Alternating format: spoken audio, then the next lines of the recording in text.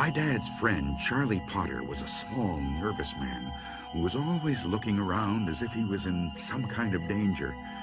After he told me this story about his college fraternity, I understood why.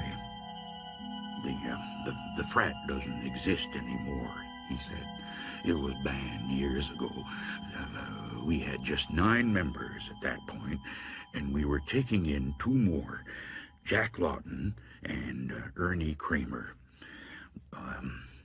One night in January, just about this time of year, the 9 of us took them out into the country for their initiation.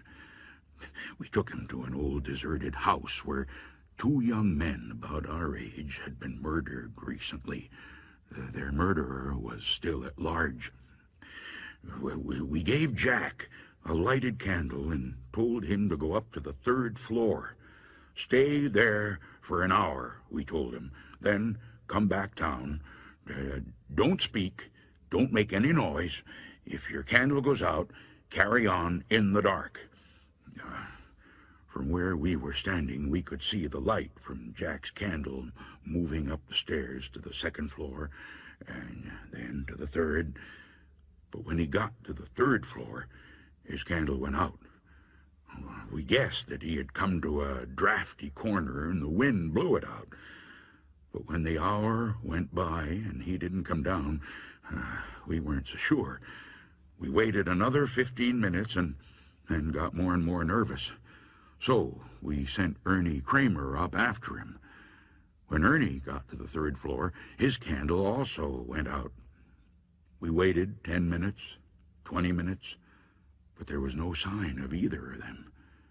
Come on down, we called, but they didn't answer. Finally, we decided to go and get them. Armed with flashlights, we started up the stairs. It was as quiet and dark as a grave in that house.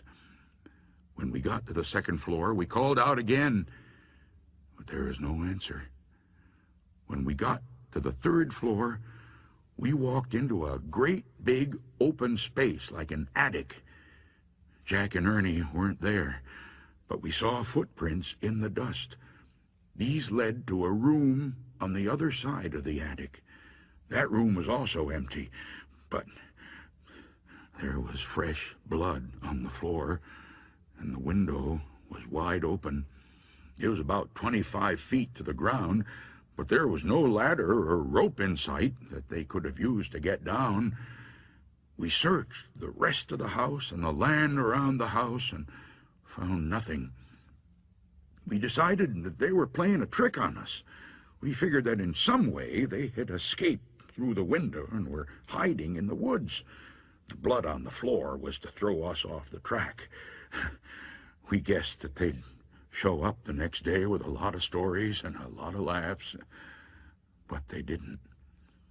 The next day, we told the dean of men what had happened, and he reported it to the police. The police didn't find anything either, and after several weeks, the search ended. To this day, no one knows what happened to Jack Lawton and Ernie Kramer. There isn't much more to tell, he said. We weren't arrested, but the college disbanded the fraternity and suspended the 9 of us from school for a year. The strangest part came after we graduated. Someone must have placed a curse on us. Every year since then, around the time of that initiation, one of us has died or gone crazy.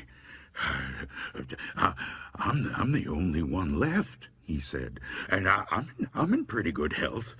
But there are times when I feel just a little peculiar.